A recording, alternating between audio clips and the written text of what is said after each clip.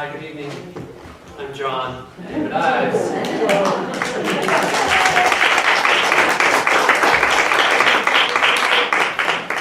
So we're going to, instead we'll use these, but we'll also speak loud because we're from the theater. So, David, I have questions for David, but if you don't know, I'm a theater director. And David and He's I... being too modest. He is one of the best directors in the country. So, you know. Gosh. And I want you to make use of John Rando while you have him here, because when question and answers should be for both of us. David and I, you know, I've directed, I think, close to 16 different plays and musicals of David's. Maybe more. I've lost count because there's so many short plays that we did together and some on the air. But we started work together in 1996, we think. And I have to say, the best thing about working with David is just having a great friend. So in the theater, it's complicated. And to have somebody like David to just trust is really a great thing for a director. And so, anyway, that said, I'm going to open because I have a few questions to give to David, and then we can to start our conversation. So, I'm going to name some plays here that you've written, sir, and they're going to have a kind of unifying theme going on with them. Flea in Her Ear, The Liar, School for Lies, Metromaniacs, The Heir Apparent, Venus in Fur. So these are these adaptations or are they translations? Or you have a phrase that you like to use that I would love for you to talk to us about. Translation. Yes, that's what I would say.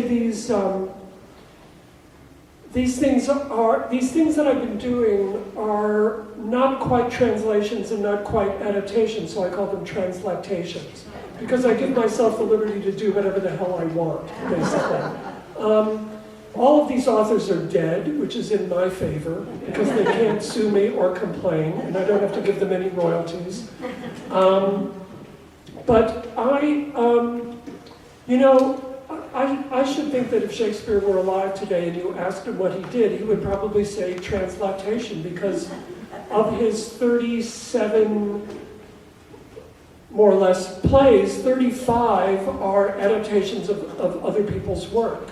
And that may be why he didn't care if they were printed or not at the end of his life. I just think that he collected his money and wanted to go home and didn't care. But part of the reason that happened is chance, because the Chicago Shakespeare Theater years ago asked me to adapt A Flea in Her Ear, and I did, and I really enjoyed it, partly for the reason that I didn't have to work out the plot. I am terrible at story, and because on stage, because a play is made of very few words really, and is a very simple plot. If somebody says yes, it is an action, and so it has repercussions. And so, in my mind, I'm constantly looking to see what the possible repercussions are, because you don't want to go down a wrong avenue. And so I am saved that problem by Mark Twain writing "Is He Dead?" or what's his name writing "Venus in Fur." Sacher Masoch. Yes, I couldn't remember it. So lately, a lot of my work has been of one kind or another by way of somebody else. One of the things that I can talk about in more detail later are these. I've been doing these adaptations, translatations of French classical comedy, like The Heir Apparent and The Metromaniacs and The Liar, and that has entered into the realm of verse, which is yet another avenue. But it takes the burden off of me, because basically what I do is I take something and I see what for example, what Molière would have done had he lived another 366 years, and how he would have fixed Tartuffe. You know, so I feel that I'm just doing the job that Molière would have done in my own voice. And so the other thing that has contributed to that is, I don't know if you know the Encores series of musicals at City Center, but I did 33 of those. John directed maybe 8 of those, something like that. And that was the world's best graduate course in playwriting, because basically it's a form of literary ventriloquism where you take a musical from 1933 that was written by George and Ira Gershwin and Moss Hart, and you have to cut it down to 2/3 of its size, write new material, sometimes add in songs that were cut. And what that means is you have to think the way Moss Hart, Ira Gershwin, and George Gershwin were thinking in 1933. And so that kind of led the way to these translations in a certain way. You mentioned French classical comedy, which you did a lot of them. Do you, for these, I know, but do you speak French? Do you read French? I mean, how do you actually do it? I'm sort of sorry you asked me that question, but here's how the French thing happened. The Chicago Shakespeare Theater asked me to do a flea in her ear in about 2000 or something. They were looking for a new translation of Feydeau's farce, and I did not want to do what playwrights most often do now, which is go to the drama bookshop, buy all the available translations, shuffle them together, and come up with a version. I wanted to take Feydeau's play and work from the original. And my knowledge of French was based on a year and a half of French at Northwestern with a very beautiful French teacher, and a girlfriend who lived in Paris whom I visited for 3 weeks. That was sort of where I was with French. And so, but what I did was I got a grammar book, and I sort of went through the grammar book fast, and I took Feydeau and I started reading him. And the nice thing about starting on Feydeau is that farce is fundamentally a machine. You know, if there is anything extraneous in a farce, it shouldn't be there. And so it's very stripped down. And so my task in that was A, to relearn French, B, to take this play and figure out what the diction would be now. How do these people speak? Do they speak like 1910 or do they speak like now? What age is this taking place in? So you have these questions. And so, but once I did that, and it was very successful at Chicago, I somehow got this reputation as a French translator. And, I should tell you, there was one place in A Flea in Her Ear when I was working on it, and I came to this place in the French where there was clearly meant to be a joke. Feydeau had, you know that rhythm of it's speeding up, and you know that there's a punchline coming. But I could not figure out what the punchline meant. So there was this French guy who lived across the hall from us. So I went across and I knocked on his door and I said, "Would you look at this and tell me what that means?" And he said, "I have no idea." And so that really gave me license to do whatever I wanted. And so I suddenly had this reputation as a French translator without having deserved it. And a classic stage company came to me with a Yasmina Reza play. She wrote Art.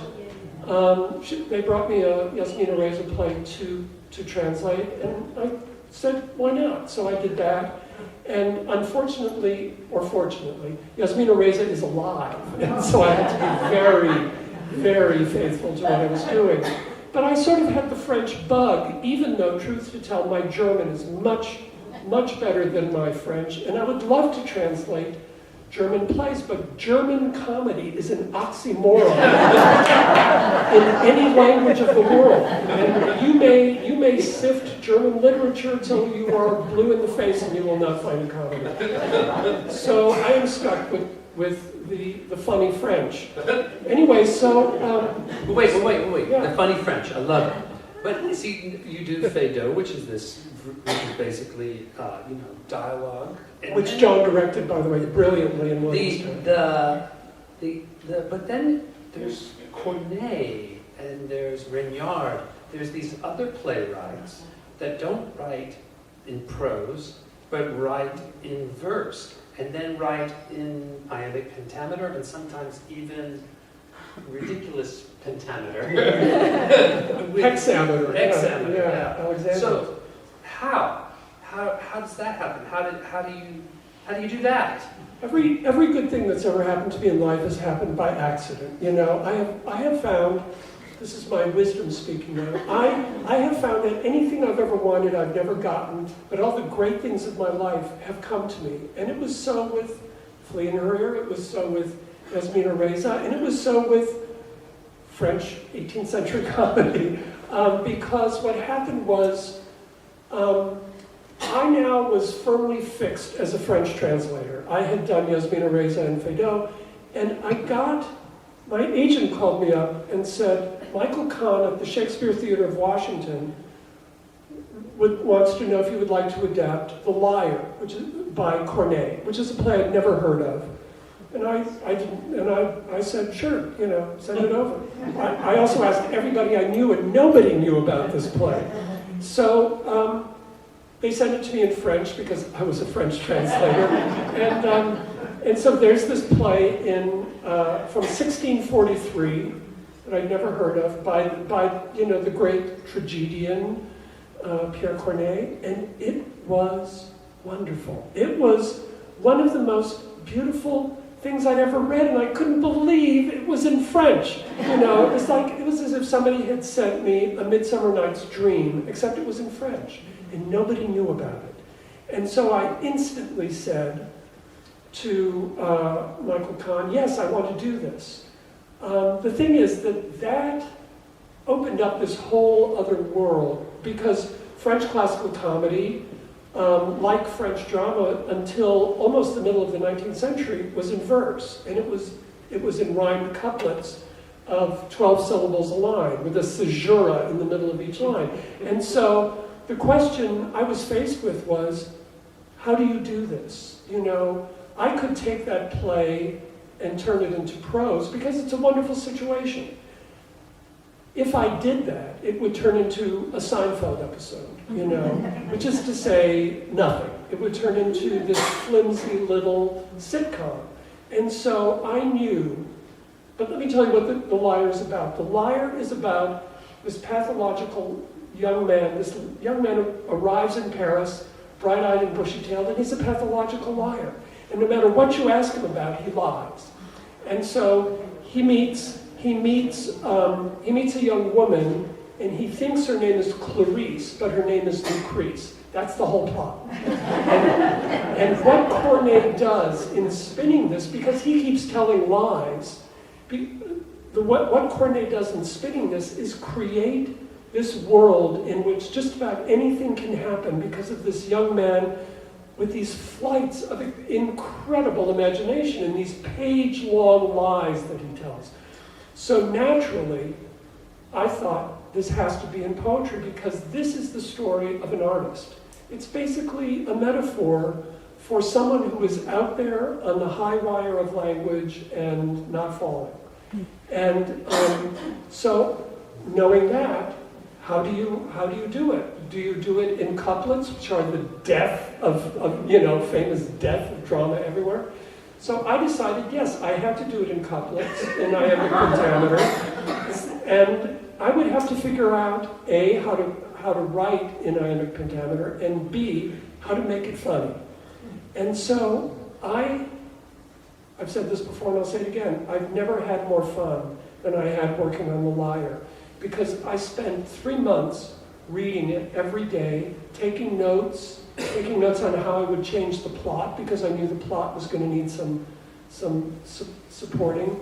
And at the same time, every morning, I read Shakespeare's sonnets out loud to myself to hear iambic pentameter and see how he did it and how he made iambic pentameter work. Then I started reading from the comedies like As You Like It and Twelfth Night to see how that how he infused energy into iambic pentameter. The nice thing about iambic pentameter, and the reason why it was used for century after century, is that iambic pentameter is natural energy. It is like these quanta of thought and feeling coming at you in 10-syllable bursts.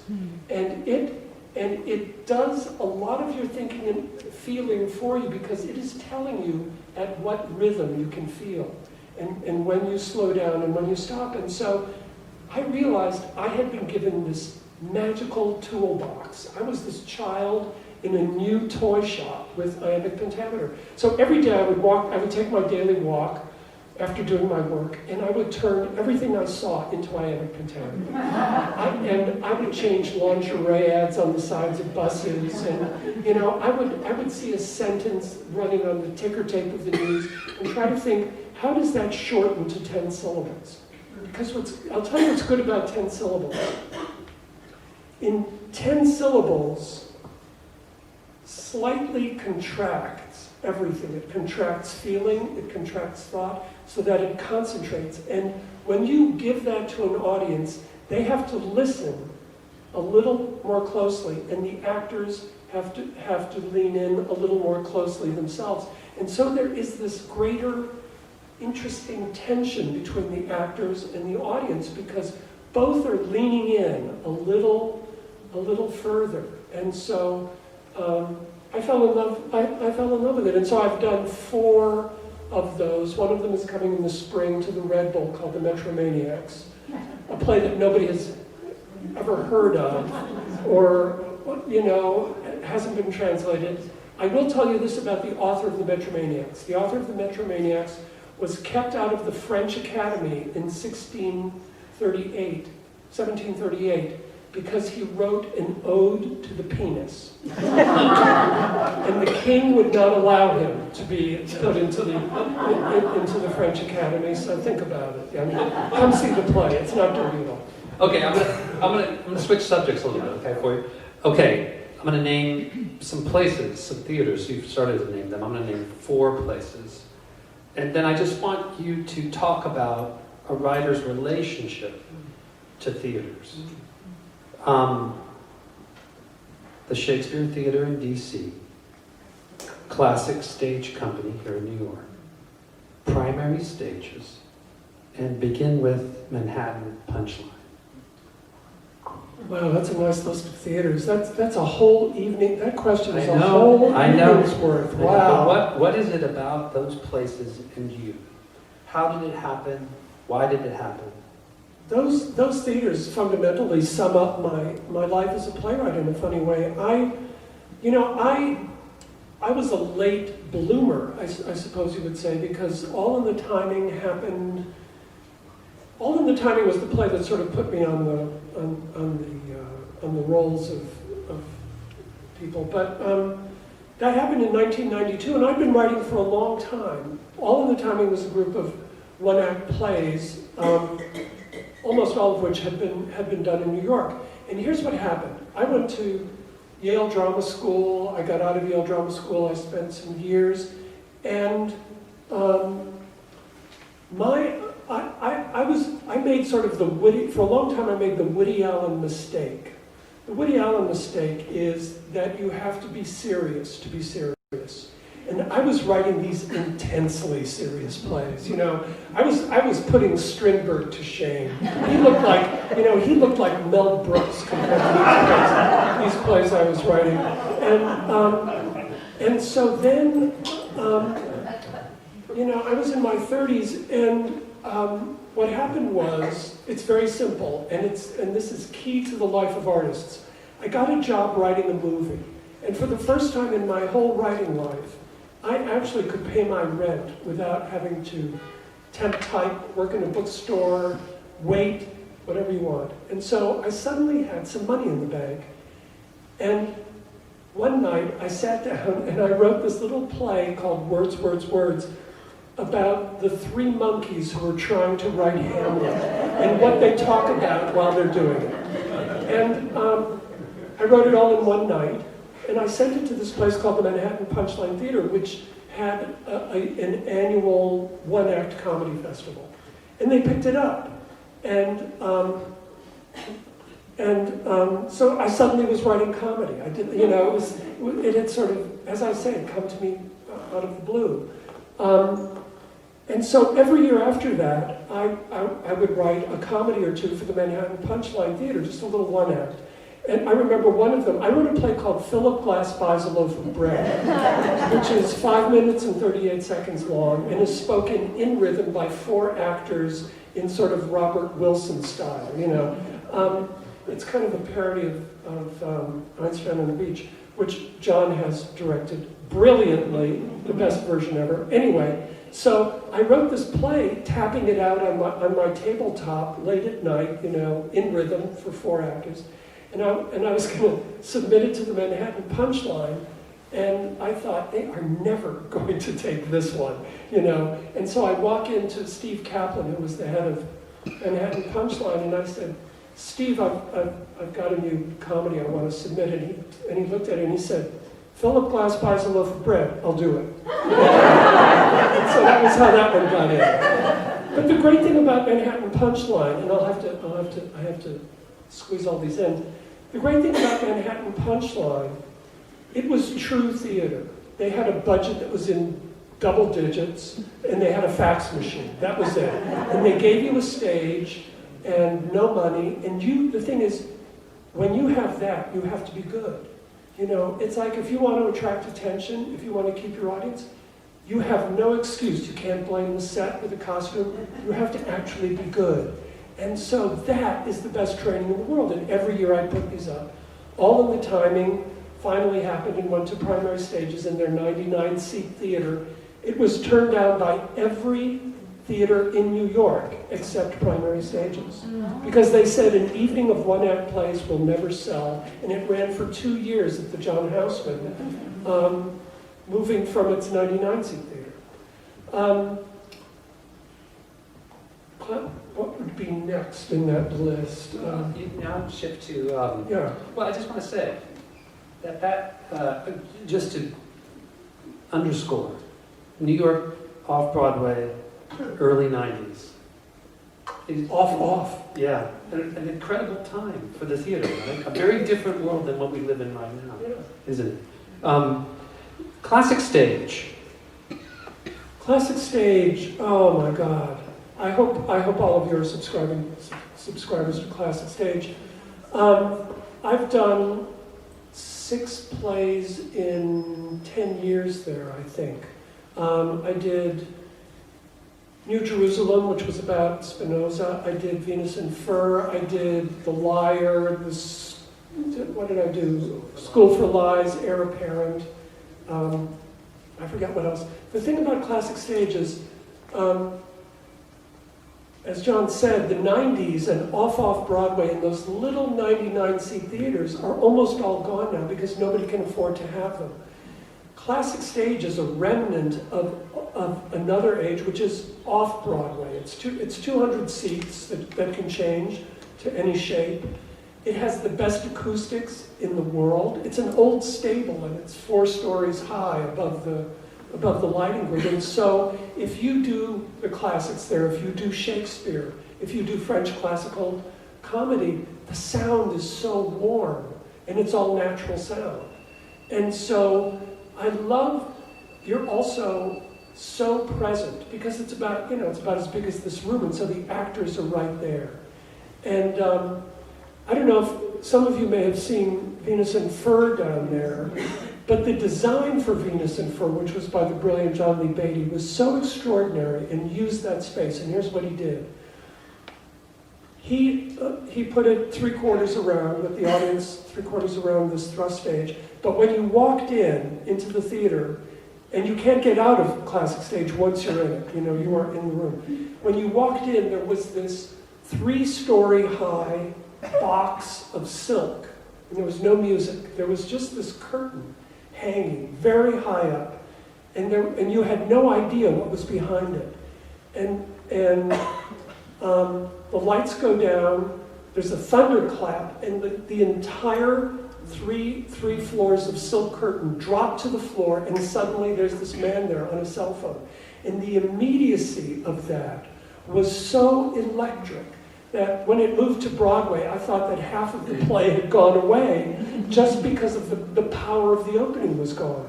And also the power of being in a room that you can't get out of, where two people are involved in an erotic game. And that play was so sexy there, I cannot tell you. There was a scene, we also got some interesting audiences, needless to say. There was a scene, for those of you who saw it, where the man, it's a man and a woman, and the woman says to the man, change my shoes. Change my shoes. And that in the stage direction that I wrote, it said he changes her shoes. Walter Bobby, who directed that play brilliantly, said to me, oh, no, this is going to be a moment. And so he didn't just change her shoes. Walter Bobby got the most amazing pair of dominatrix boots you've ever seen. And he had the man kneel at her feet and change her into those boots. And he told the actor, take as long as you want. And so this was a silent scene, 5 minutes long, in which he changed this woman into boots.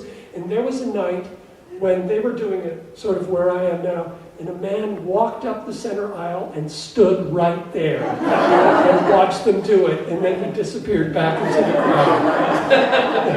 There was the night that 4 guys dressed like Wall Street came and sat in the top row at the back, and the stage manager's report said, 4 young men arrived in the audience tonight, and when the lights went down, they broke up brandy snifters and a bottle of brandy and drank for the entire play. There was the woman who sat where you're sitting, and every time the woman in the play would sort of make a point, this woman would go, yes! So it was interesting down there. I mean, that is theater. That is real theater. And so part of it is the makeup of the room. You are not sitting, 100 feet back. You're not in a balcony. You are there.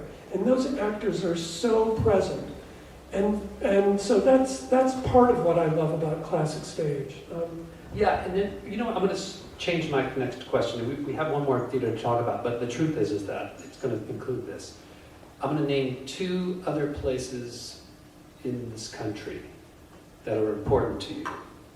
And I want you to talk about them in reflection of your work, how they inspired you, how they made you who you are, and how they made you write what you write. One place is your hometown, Chicago. And that includes the Chicago Shakespeare Theater. And the other place is San Francisco, and the city that you spent some time in. And you write about all these other worlds, and you write about French worlds, but these 2 places are very important to you. And I'm just curious, That's another whole evening. That's a book. Yes, it is, I know. San Francisco, start there. San Francisco. I had one of the worst experiences of my life in San Francisco. Theatrical experiences, I should say. I went there for a play called The Red Address, and found that I had a director who was doing speedballs at night. And so his mind was not exactly on the play. That was my baptism of fire in San Francisco. I don't know, San Francisco is hard because it's a whole, it's like, here's what I'll say about San Francisco. I have often found that the obvious is staring you in the face. No, the obvious is staring me in the face, and I don't see it. And I moved to San Francisco, and it's like the airplane door closed as I was moving there, and I thought, oh, I see, I'm having a midlife crisis. But the airplane door had closed.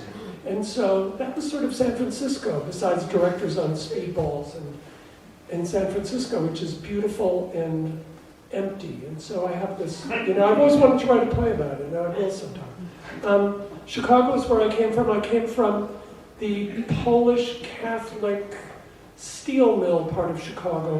The apartment I grew up in, if you ever watch The Honeymooners, my apartment looked just like that. And my dad was Ralph Cramden, my God, I'm sorry? The Polish version. The Polish version of The Honeymooners. And so that's where I came from. Needless to say, I'm a bit of a black sheep because nobody in that neighborhood could even spell theater, much less go to it. But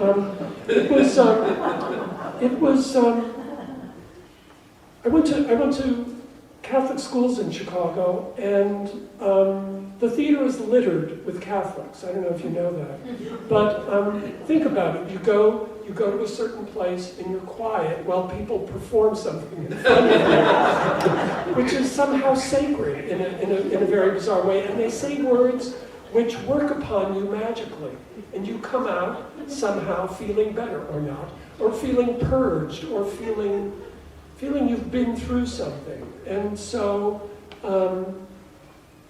all of that, and also having priests who taught me English literature and how to write and how to read. Because I was sort of the last end, I guess. I don't know if John would be part of this, but I was sort of the last end of humanistic education, where you had a set curriculum, there was a canon of things you were supposed to know about, and the priests in my school had authority because we trusted them and we believed that they wanted the best for us. And they were very hard on us, and we loved them for it because they made us be better. There's a line of Wendell Berry, the great American essayist, poet, farmer, speaker, whatever. But Wendell Berry said something that I always think about the theater. He said, "It is not from ourselves that we will learn to be better than we are."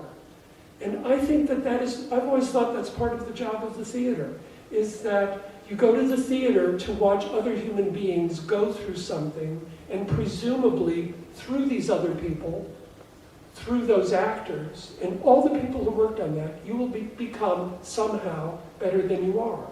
And that may mean that you understand people better, that may mean that you appreciate language better. But somehow we need other people, and that is the great socializing job of the theater. I am firmly of the belief that if I hadn't gone into the theater, I would be living in a log cabin in Minnesota surrounded by guns and, Nazi memorabilia or something, because the theater saved me. I was going to be a medievalist when I went into college, and somehow I ended up becoming a playwright. But the thing about the theater is that, and forgive me if you've heard me say this before, but the theater and democracy came into the world at the same time in the same place. Athens, 500 BC, those two things happened, and I've always thought that can't be an accident, because they're the same thing. Both of them involve people getting together and putting aside their differences to try to make something good. And when you come into a production, when you walk into a room and you meet a director you don't know, you meet actors you don't know, you are putting everything aside and you are saying, let's concentrate on this and make it good. And everybody in the room is valuable. That's partly what's so great about the theater. That's why, if the government were smart, they would fund theater programs for every high school in the country, because in theater, you are valuable. It doesn't matter if you're sewing on the buttons or taking the tickets. You are necessary to this great thing you're trying to put up. And so, I can't remember how I even got to that. Through Chicago, through priests, through a feeling of value for literature. And thank God there was this, I was interested in Hamlet, as every 17-year-old was. And this priest, who was my teacher, said, "Do you want to do a scene from Hamlet? Find some guys and put it up." And he gave us the auditorium and let us put up a scene from Hamlet. And that is electric. I mean, the trust of that, you know, that he said, go ahead and do it. Go with what you want. And so that education, I suppose, was so intrinsic to what I do. I also remember that I went up to that same priest after class one day and I said, Father, I've been reading The Wasteland and I have no idea what it means. And he said, good. He said, nobody knows what it means, but you know what? I bet that you found things that were interesting in there, interesting images. Maybe that's what he's trying to do. So read it again. And so what better education is there than that? You know, of just opening you up. And so that's Chicago for me. It was rich. It was a neighborhood full of rich, poor people, you know. Great. Maybe I'm going to give one more. One more question. Yeah. This is more of a comment, and then leading to maybe you talking a little bit about it. I want to talk about, we did what I consider just one of a great time in my career. We did a play called Mere Mortals, which was sort of a follow-up to All in a Timing, a collection of 6 one-act plays. And we did it off-Broadway, and we were very successful. And I remember the producer, Jeffrey Richards, calling me back then, because we didn't have the internet, calling me on the phone and reading to me late one night the review that Peter Marks wrote about the show. And of course it was really positive. And I remember it highlighted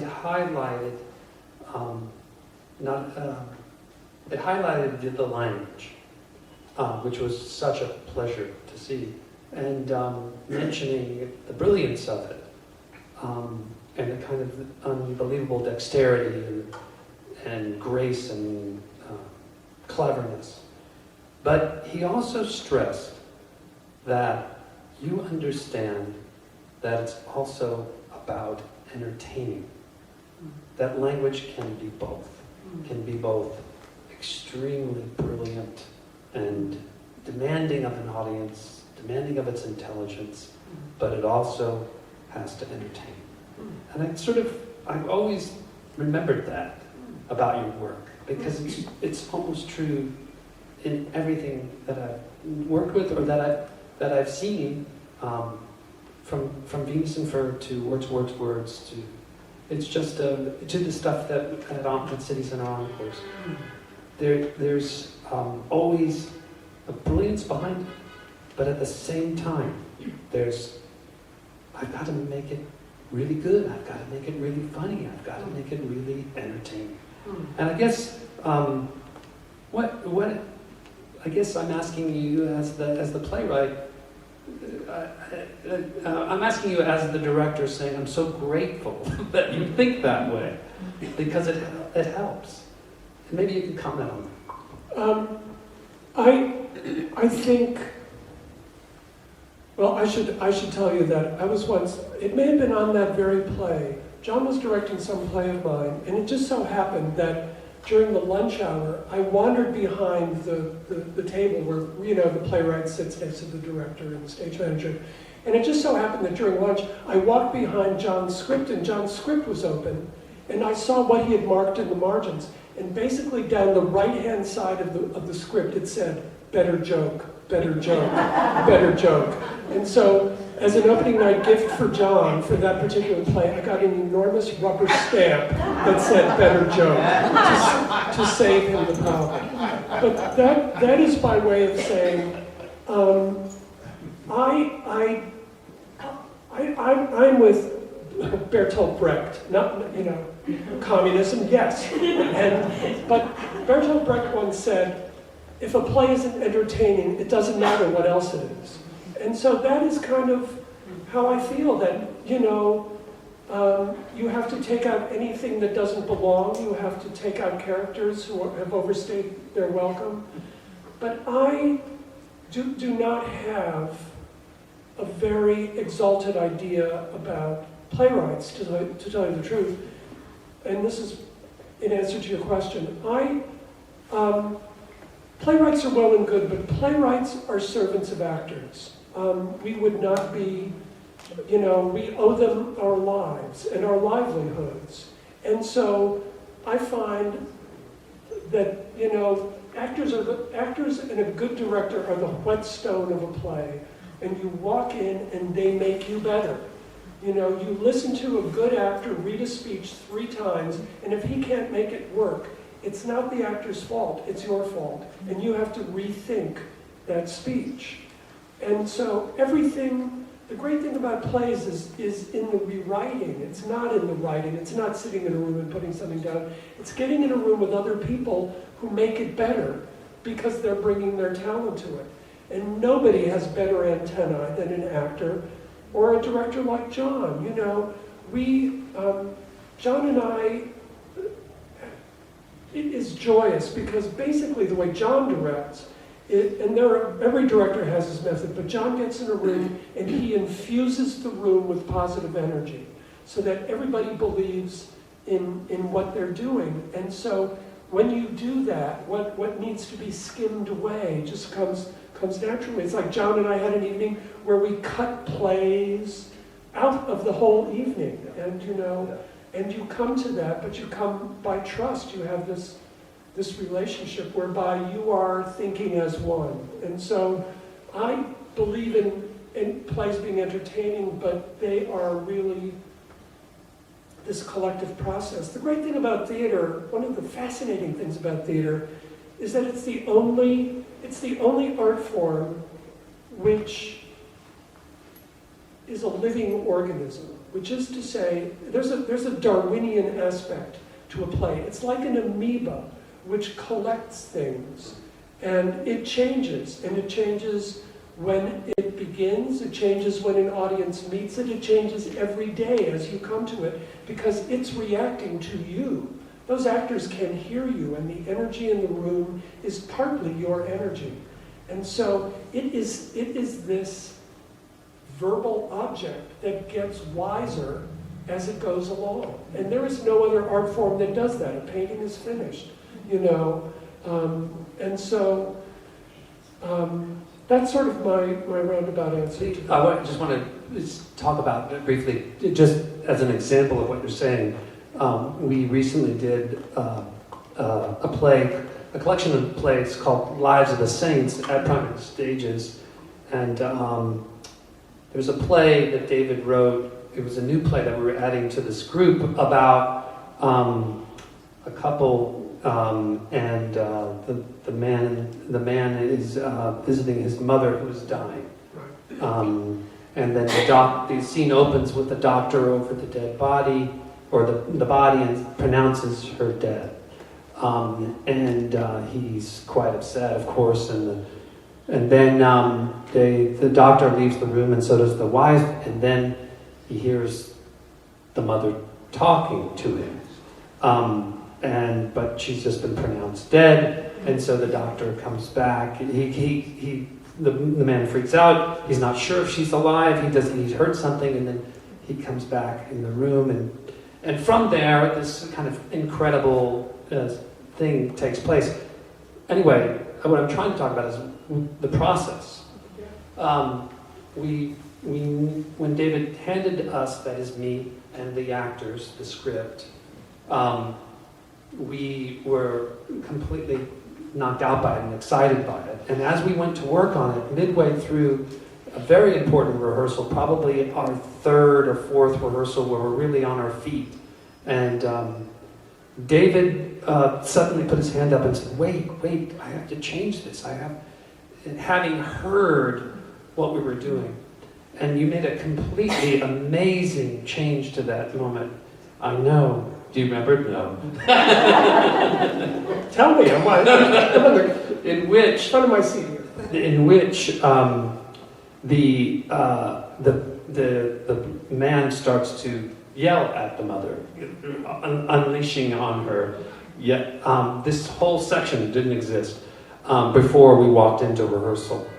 And I have to say, the actor is a favorite of ours, Carson Elrod. Maybe some of you know him or would recognize him from some of the plays that we've done together. But your relationship to actors is truly remarkable.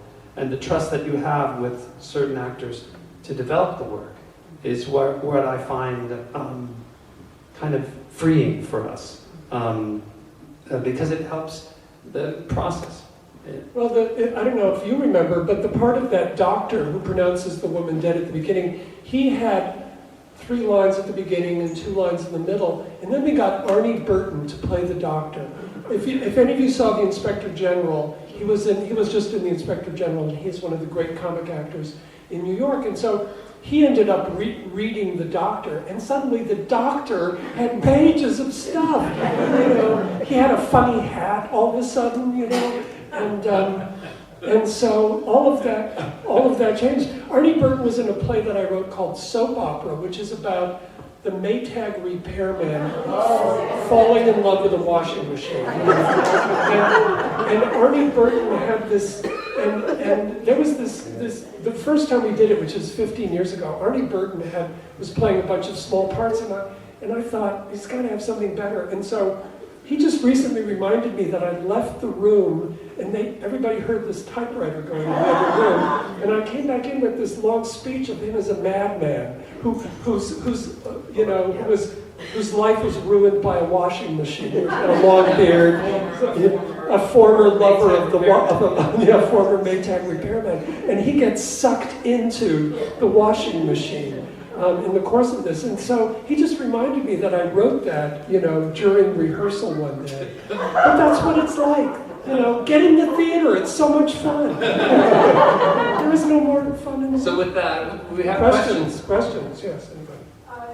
Speaking of fun, I enjoy your work very much. In fact, I had no idea how much I enjoyed it because I've been going to Encores for years, and I didn't necessarily associate you with Encores. Would you discuss the collaborative experience, how you pick the musicals, how you take some of the old chestnuts and make them relevant, and what happens when you add music Yes. to the mix of theater? Our first collaboration at City Center Encores, David brought me there because I was directing Mere Mortals. This is 96, 7, whatever it was. And our first collaboration was Strike Up the Band, Gershwin, which is a fantastic, wonderful piece. But the interesting thing about that piece is it was written twice. It was written out of town. And the basic story is about a Swiss cheese factory in Switzerland. And it got changed when it came to Broadway, to a Swiss chocolate factory. And David called me up, and I had read the original, because that's what they do at Encores. They try to get the original orchestrations, they try to get the original scripts from, even if they were out of town, the out of town script. That's what they're interested in, kind of architectural or archaeologically excavating. And David called and said, Rando, we gotta go with cheese. It's just funnier than chocolate. So we went with cheese. We went with cheese. And that process is really, David goes away and he tries to take these, and the great thing about Encores is that the basic rule is that 3 to 4 pages of dialogue, and then there must be a song, because it's essentially a concert. At least in the early days, and it still is, weirdly, even though we do a lot more there than we did in the early days. And so David had that rule, and he stuck to it. And I came up with that rule. Yeah, and that rule ended up helping tremendously, because we had to really take things out and only keep what was really good and really necessary to storytelling. And so David would do that first pass of cut, send it to me. I would say, oh, I really missed this, or oh, I missed that, or well, we don't need that. Or better joke. Better joke, on occasion. And then it would go back and he would do some more work. Or we'd miss characters. Sometimes he would combine characters. We did, one of my favorites was The Gentlemen Prefer Blondes, which I had no idea was such a fun evening. I'd only known the film and I didn't know the play, and but David had this fantastic idea. If you looked at the original, it's a really sprawling script that's quite messy and really complicated and bounces back between locations and knowing that we had limited scenery, limited props, you were able to just focus, especially the first half of the play, and put it all on a boat, essentially. And it, so that's what Encores does, and what that, of course, allows us to do is give us more time in the songs, more time to dance, more time to really do the entertaining. I would also say that, I haven't done Encores for a few years. I stopped at 33 of them just because I found I'd been doing it for too long.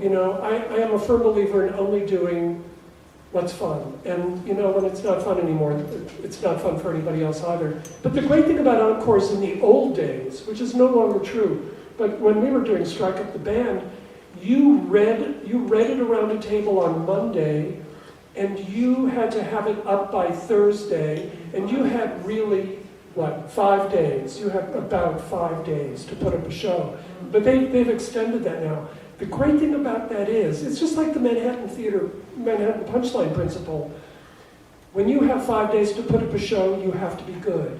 And that means you have to go with your first idea, and your first idea has to be good. And so everybody is at the top of their game.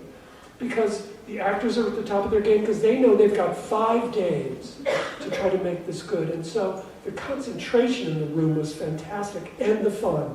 The fun was just so much.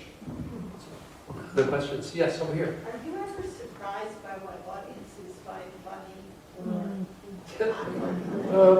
Am I ever surprised by what audiences find funny? Absolutely. Actually, case in point is Venus and Fur. Venus and Fur was an odd play because I almost inevitably know by the time of first preview what I have in hand, what this show is. With Venus and Fur, Walter Bobby and I had no idea how the audience was going to take to this play or take this play. And we were worried that people would laugh at it. We were worried that people would walk out. We had all kinds of worries, which was not helped by the fact that at the dress rehearsal, John Lee Beatty, I don't know why he did this, but John Lee Beatty, the set designer, sat through the whole run-through, and he walked up to Walter and he said, "I think you boys should be ashamed of yourselves." And we were, what does that mean? And so I think he was just toying with our minds. But that was a show that had many more laughs than I ever expected it to, And so that was part of the experience of it. So that was a show that totally surprised me about laughter. So yes, that was. Yes, you have something over here. So all of the timing is essentially part of the sort of high school and college theatrical canon now. I think everyone I know has done something from it. I did Trotsky. I was wondering what your thoughts on were, how do you, the sort of risk-taking of those plays has almost become cliche now that everyone's done one of them. So I was wondering, as both a director and a playwright, how do you sort of instill, kind of from an education standpoint almost, how do you make people comfortable with risk-taking? How do you make people love the risk-taking and be less afraid to do it? On the timing, the Trotsky is a good example. The Trotsky, it's a play in which it's a genius idea. It's a simple, straightforward idea. There's Trotsky, he's at his desk in Koyokan, lights come up, and he has an axe in his head. And go. And invent. And so this is what you're talking about, risk. It's like a magical, unbelievable risk. And David's variations on the death of Trotsky. So and David has 7 of them. And so you have to go through each of them. And the risk is, of course, what is it? And if you read it, you can smell, as he described to you, the honeymooners in the play itself. What a great idea to have Trotsky and his wife be Ralph and Alice. It's so I think he even says, "Bang, zoom to the moon, Mrs. Trotsky." Yeah, he does. And so I believe that so I guess maybe what you're asking though about risk is really for the performer, a young performer. Is that what you? I mean, for performers and actors and sort of everyone in the room. Like, Yeah. Well, I mean, as a performer, the commitment to the genius of the idea, right there, the kind of absurdity and brilliance at the same time, that should be a trigger to your inner life and to what you're going to do if you play that part. Oh, that's a great idea. Oh my God, to actually think that he can be talking, because it's true. It's the story goes that he lived a little bit with this axe in his head. That was the original idea. You know, I mean, He lived a little bit. What did he say? yeah, that was how that play began. Variations on the Death of Trotsky began because I was reading the New York Times one morning over breakfast, and I was reading the story about Trotsky, and it mentioned, by the by, Trotsky was hit with a mountain climber's axe and lived 36 hours. And I thought, well, what do you do for 36 hours with a mountain climber's axe in your head? You know, what do you... Fast food is obviously, you know, in order. But you know, but again, that play was like one of those weird gifts that, as I say, kind of are dropped in my lap, because a friend called me up as I was reading this, and I said, it was an actor, and I said, did you see the story about Trotsky? And we started laughing about it, and thinking all the variations on what could happen. And it just so happened that friend, Fred Sanders, was having a birthday. And so, as a birthday gift, I wrote him this skit called Variations on the Death of Trotsky to remind him of our funny conversation that morning. And I gave it to him as a birthday gift, and he said, you know what? We should put this play up. And so they did it at the Manhattan Punchline.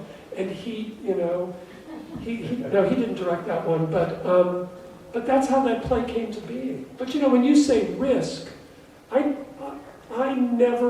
love risk. You know, I firmly believe that if it's not new and if it's not risky, what is the point? If it's not in iambic pentameter and couplets, why do it? You know, and so I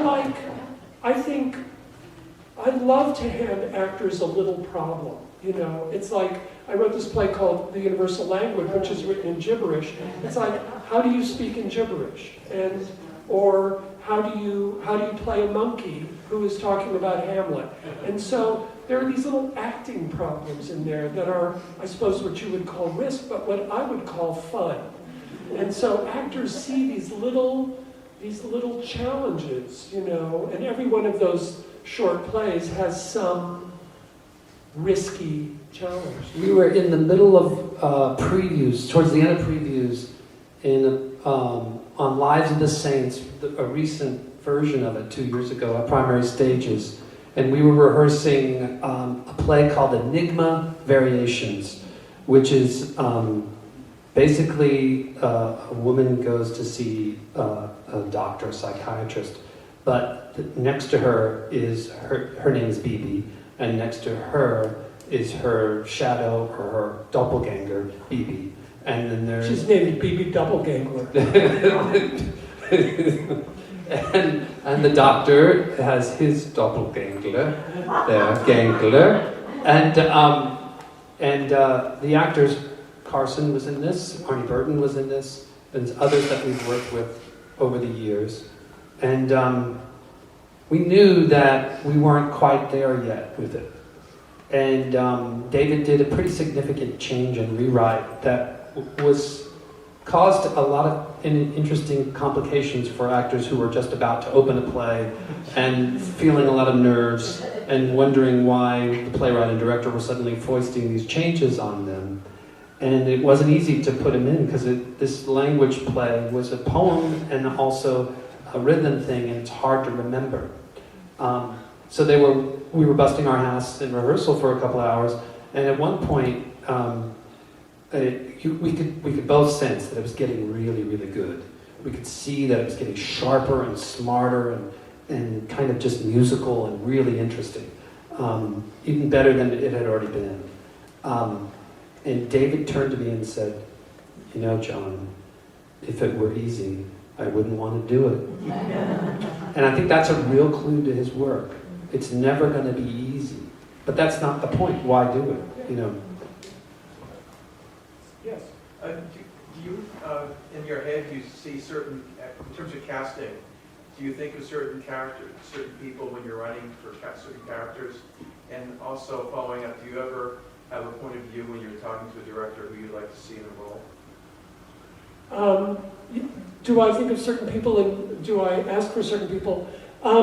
Yes, there is especially I would say with the French plays that I've been doing, part because, you know, when you write plays in rhymed couplets and iambic pentameter that are classically based, the acting pool you're talking about is about 12 people in this city, and 6 of them are not available. And so you have to, or when we're putting those plays up, and Michael Kahn has directed all four of the ones in couplets, there is this group of repertory actors that has sort of conglomerated around those plays. And so by the time I was writing the 3rd and 4th one, I was writing for Carson Elrod, I was writing for Amelia Pedlow or Tony Roach. There are these actors who just know how to do it. And we had to audition for,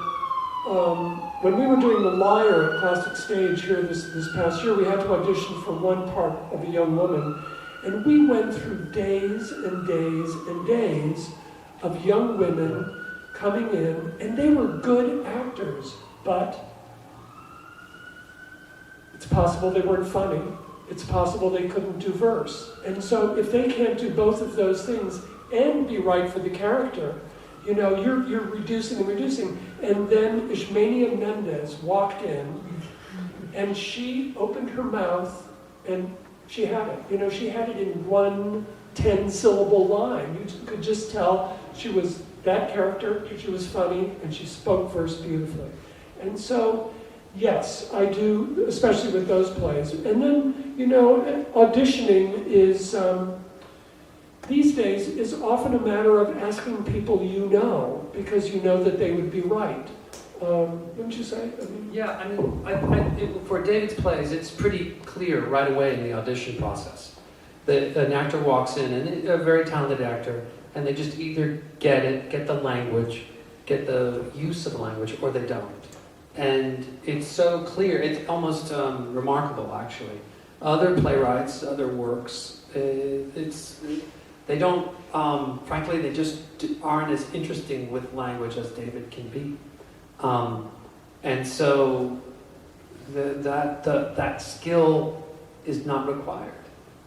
So when you walk into the room for audition for a David Ives play, your language skill has to be way up there.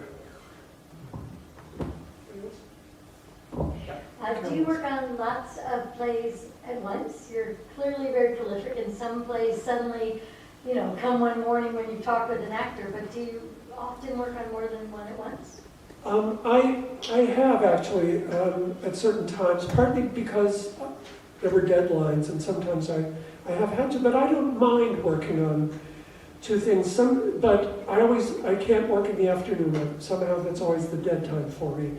And so I can work in the morning on one project, and then take my walk, think about what I did, take some notes, have supper, say hello to my beautiful wife, and then go back to work. I don't do that as much anymore, just because I don't have that kind of energy I used to. But I'm working on. I've been working recently on a few things at the same time. It's like I just finished a new play at the same time that I had to rewrite a movie for some producers. And so the question is, how do you apportion your time? And so I would work on the play in the morning, because that's the blast, and then at night take a nap, wake up, and then work on the movie. So I don't mind that. Yeah, it is possible, but there are people who won't. It's like Stephen Sondheim says that he will not work on 2 songs at the same time, much less 2 different projects. And so that's a totally different kind of, you know, everybody is really different. Anybody else? Yes, ma'am. I'm just amazed that you could translate the Corneille and, but, I mean, because that French too is now contemporary French. So how was it possible that you were able to do that with just a French grammar and 3 weeks with the How was I able to translate these French plays? It's incredibly difficult. But, and she's asking about Corneille especially, but interesting question in terms of language, because it's actually easier to read 17th century French comedy than it is to read Yasmina Reza. Here's why. Is that in French classical comedy, the vocabulary was actually very limited. And once you learn the equivalent of fire, desire, moon, spoon, you're well ahead of the game. But also, it's like, if you look at Racine, who, great French tragedian of 1660, let's say, the vocabulary of all of Racine's plays is 3,000 words, which is not much. Shakespeare used a vocabulary of 27,000 words. And so that tells you everything right there, that I learned all those 3,000 words, basically. And so it's not really quite as demanding. There are little grammar things, but the French language has not, the French Academy was set up to freeze the French language, and effectively it has. So that the French language has not significantly changed in grammar in 350 years, which may be why Raymond Queneau, who's a great 20th century French writer, called French the Latin of the 20th century, because it is so locked in, So that's really how. But you also can't forget that when I go to these plays, if you look at Corneille's play and look at my play, I would say that Corneille represents 35% of what's on the page, and not even literally, because what I find in translating these plays is this, and I discovered it very early on, that only playwrights should translate plays, because the first job of translating a play is actually not translating the language. Believe it or not, even though a play is made of words, the words are the least important part of a play. I know that sounds like a paradox, and it is. Here's why. Because when you are translating a play, it is not, what you are translating is the current of emotion that is running underneath it. And what you need to do is you need to think as a playwright. You need to think, what was Corneille trying to get off his chest? What are these characters about? Who are they? What are they run by? And when you know that, then you find a way into the character. It's not, and then the language will come of itself, because then you allow the character to produce the language, not you. And here's an example. A character in French says, oui. Fine. You can write down yes and move on. But depending on who that character is in English, that character can say yes, yeah, uh-huh, sure, right. The character cannot say anything and nod his head, depending on who that character is. And so that's why I say that's why it takes 3 months to think about these plays, because I am thinking about what is happening underneath the play. When you translate what's going on underneath it, the language will then suit that. It's not like it's not like a one-to-one correspondence, because then you get those professorial translations in which people are speaking academies, which is the death of theater. And so what I am doing with these plays is making a play suggested by that plot and those characters and running with it. And so I don't need to translate word for word, because that's not what I'm doing, No, but I think the challenge is more in the verse, because with the Richard Wilbur translations of Molière, a Richard Wilbur translation and anything else is night and day. It's not even like Moliere when anyone else does it, but he's a poet. So he's, Yes. verse is kind of what he does, and it's amazing to me that you were able to get to capture the verse and the rhythm, because that's what makes the. But Richard Wilbur and I, in a funny way, are exact opposites. He was a great translator, and when you read his Moliere, you are reading basically what Moliere wrote, but that's just not what I do. And so, anyway, we should probably wrap. shall wrap. Last question over here, one more. Folks that like interacting with Mark Twain. He was a son of a bitch. It was really the cigars, the white suit, the pretension. It's really terrible. And he wanted more money. It was really bad. It was fun. That show's fun. Thank you all for coming. Thank you.